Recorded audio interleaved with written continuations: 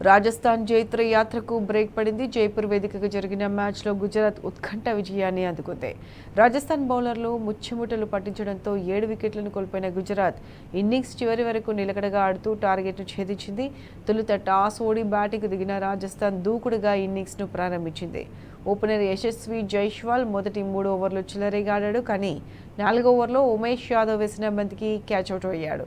మరో ఓపెనర్ జోష్ బట్లర్ విఫలమైనప్పటికీ ఆ తర్వాత క్రీజులోకి వచ్చిన సంజు శాంసన్, రియాన్ పరాగ్ పరుగుల వేటలో దుమ్ము దులిపేశారు. ఇద్దరు చెరో హాఫ్ సెంచరీతో జట్టుకు కీలక స్కోర్ అందించారు. ఫలితంగా నిర్ణీత 20 ఓవర్లు ముగిసేసరికి రాజస్థాన్ 3 వికెట్ల నష్టానికి 196 పరుగులు చేసింది.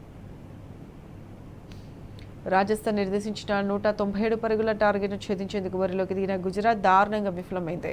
శుభమన్ గిల్ ఒక్కడే 72 పరుగులతో చిలరగా ఆడాడు. ఓపెనర్ సాయి సుదర్శన్ కూడా 35 పరుగులతో రాణించాడు.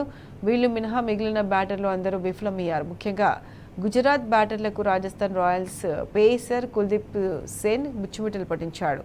10 బంతుల వ్యవధిలోనే 3 వికెట్లు తీసి గుజరాత్ను కష్టాల్లో పడేశాడు. 9 ఓవర్లో రెండో బంతికి సాయి సుదర్శన్ను ఎల్బీడబ్ల్యూ చేశాడు. ఆ తర్వాత 11వ ఓవర్లో తొలి బంతికి మ్యాథ్ను, 4వ బంతికి అభినవ్ మనోహర్ను క్లీన్ బౌల్ చేశాడు. చాహల్ 2 వికెట్లు, ఆవేష్ ఖాన్ 1 వికెట్ తీశాడు. జట్టు క్లిష్ట సమయాల్లో ఉన్నప్పుడు రాహుల్ తెవాటియా, రషీద్ ఖాన్ నిలకడగా ఆడుతూ టార్గెట్కు దగ్గరగా తీసుకొచ్చారు.